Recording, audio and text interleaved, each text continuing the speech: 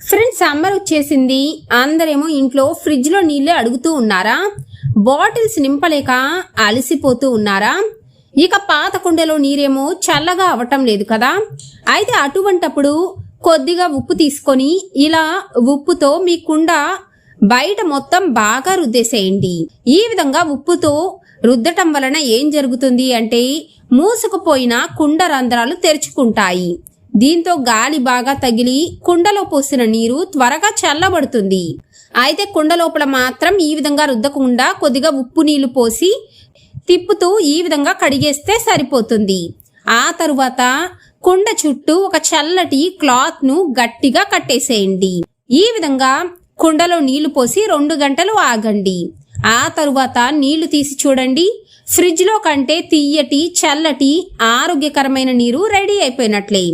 మరి ఈ ట్రిక్ నచ్చితే తప్పకుండా లైక్ చేసి ఫాలో అవ్వండి.